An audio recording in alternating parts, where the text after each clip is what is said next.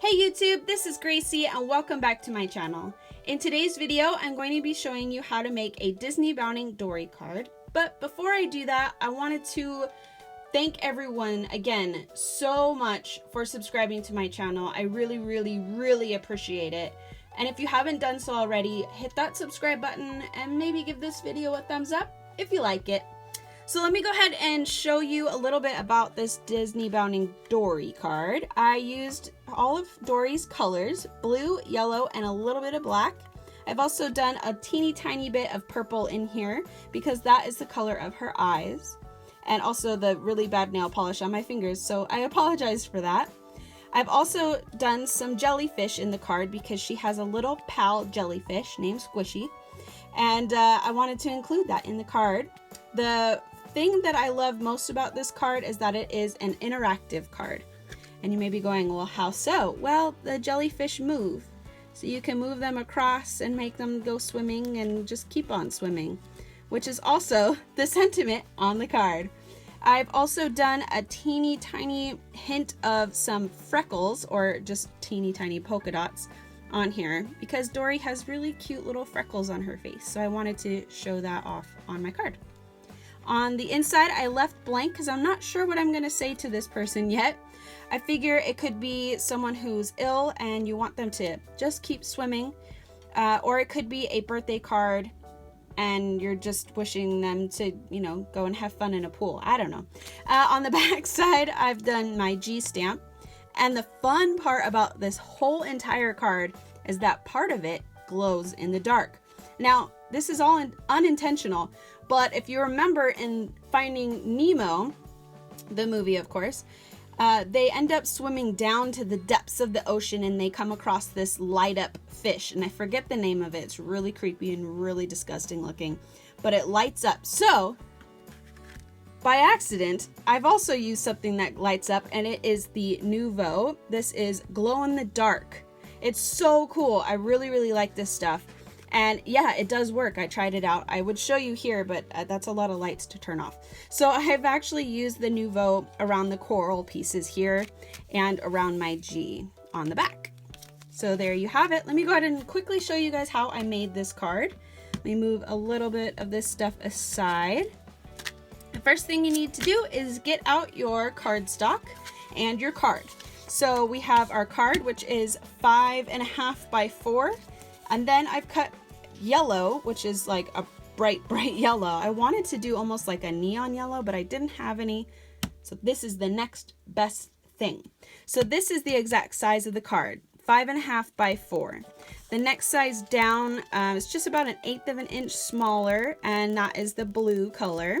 And we're just going to glue all those pieces down. And I say glue because you want to be able to move it around and get it in the right position. So we're going to use some of our Tombow multi-purpose liquid glue. And just like a healthy dose of that, gonna flip that over. So here's a question for you guys. Maybe you can put this in the comment section down below. Do you like Finding Nemo or Finding Dory? Which one do you like? Number 1 or number 2? Let me know in the comment section down below. I can't pick, to be honest, because I love the original.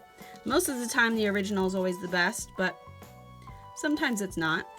I love baby Dory. Dory is so cute when she's a little girl.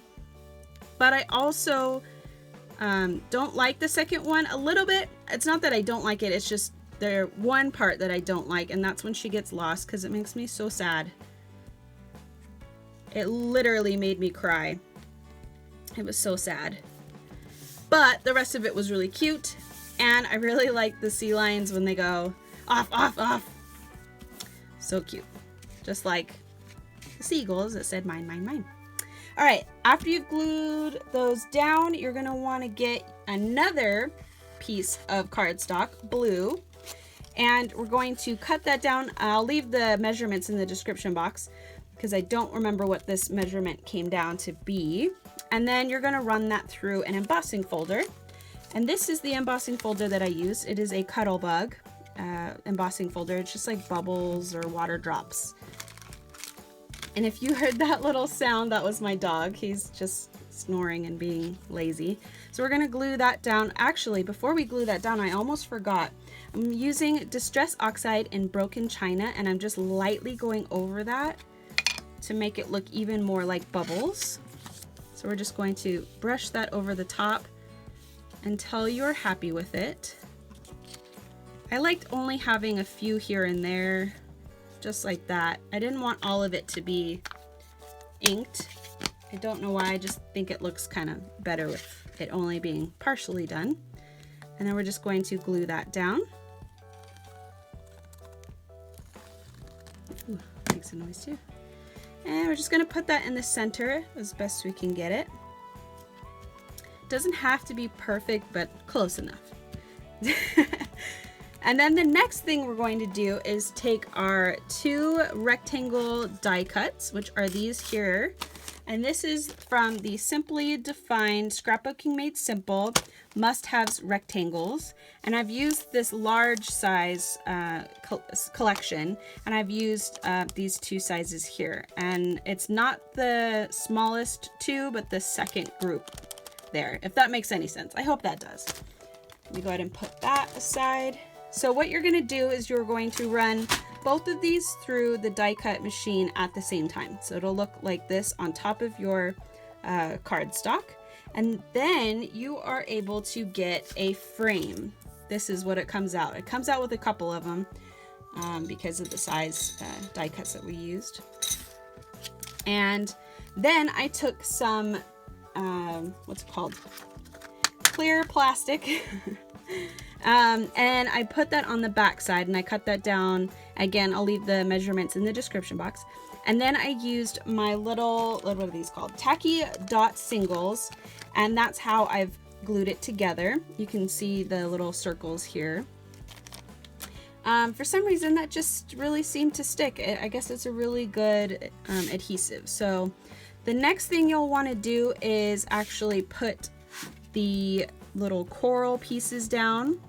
And I would not recommend using liquid glue just because it gets really messy on the plastic.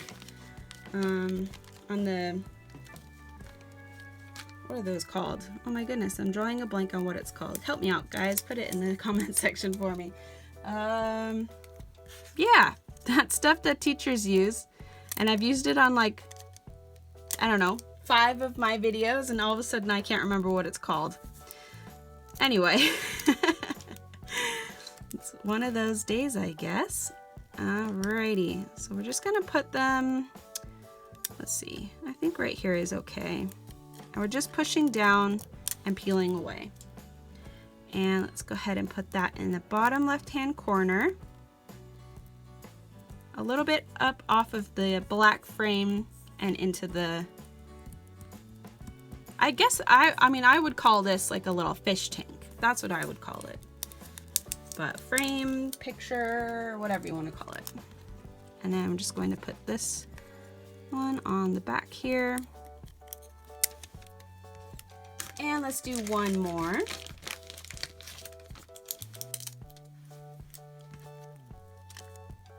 Right at the bottom. And just gonna flip that over and put that on the right hand corner. There we go. After that, you're gonna wanna put down your little Just Keep Swimming sign, which I've done like this. The stamp set that I used for that is the Stamps of Life, and this is Fish 2 stamp, and I've used the Just Keep Swimming. The die cut that I used for the actual tag is this one here. This is X-Cut large die. Yeah, large dies, I said that right. And this is the one I use. It's kind of like a little tag. And let me actually go ahead and show you the die cuts that I used for the coral pieces, because I just remembered I did not show you that. I used Fawn die cut, and this is, it coordinates with Mermaid for You stamp set. And I'll go ahead and show you that right now as well. I didn't use the stamp set itself, but I do have it because it's really cute. And I used the little coral pieces right down here. Also, last but not least, I wanted to show you the stamp set again for the little jellyfish that I'll be showing you how to do in just a second. This is also Lawn Fawn, and this is So Jelly. I love this little stamp set, so cute. And then I used the little jellyfish die cut that pairs with it. So there you go. All you have to do is cut that out, and then I inked the edges with my Memento Tuxedo Black. So we'll go ahead and put that down as well. And actually, I'm just going to use my Scotch Advanced Tape Glider for this, and just put a couple of pieces down the center. And put that at an angle on the upper left-hand corner. And this is where you're going to want to put your Stickles. I use Stickles in purple. It's like a very glittery kind of purple. And you'll just do a couple dots here and there. Now this stuff takes a little while to dry, so I'm not going to do that on video because I don't want it to smudge on anything. So if you have the time, go ahead and do that and then put it aside to dry for maybe 5 to 10 minutes. And then I also wanted to point out again that I use the Nuvo glow drops around the edges of each of these coral pieces. And this dries super duper fast, so you only need a couple minutes for this to set and dry. So that's really nice. I love the Nuvo. I love how fast it dries because I'm kind of impatient sometimes. All right, so on the back side, we're going to be putting our pop dots or 3D square adhesives. And we're just using the small ones here just so that it fits inside the frame because you don't want them to show. And just going to do it on all 4 corners. You can add a couple more maybe on the sides or something, but you don't have to. Let's see. So we'll go ahead and take the backings off. And we're going to add the little jellyfish next. We'll go ahead and put that aside and show you how I did the little jellyfish. So I did them at different heights, low, medium, and high. And I've put them on string. So all I've done was taken my kind of like riveted string, and I've tied little tiny beads, well not tiny, but little beads. And all I've done is knotted them, and then once I knotted each bead on top and on bottom, I took my die cut jellyfish, and I again used my tacky dot singles to adhere them just straight on top of the ribbon, just like this. And now we're going to place them inside the frame. So you're going to want your whole entire card and the frame. And first, all I did was place the jellyfish down in the position that I knew that they were going to end up. And you want to make sure that the beads are enough space below and above the border here. And then you're just going to fit this, hopefully. Yes, perfect. Okay. Fit that right in the center of your card. And you may have to maneuver it. That's okay. It does take some time. And just press down firmly, and there you have it. There is your Disneybounding Dory card. And see how these are interactive now? And I encourage to do some sort of large bead or large bow or large knot so that they don't get, sucked up into the fish tank. So there you go. You can move your little jellyfish around and have some fun and just keep swimming. I hope you guys liked this video. If you did, give it a big old thumbs up, subscribe, and yeah, I'll see you next time. I hope you guys have a... Oh, actually, before I leave, I almost forgot to show you. I also used Copic pens to color in the jellyfish. I used the pink collection. I don't know if this has a name. Let's see. Well, okay, here we go.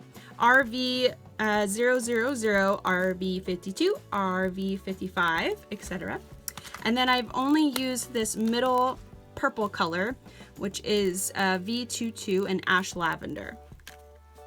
So yeah, if you guys ever want to see how I use Copic pens, let me know. If not, all I did is just color it in kind of like how you used to do in like middle school. Anyway, I hope you guys like this video. Give it a thumbs up, do all that good stuff, and I'll see you next time. Have a great day. Bye!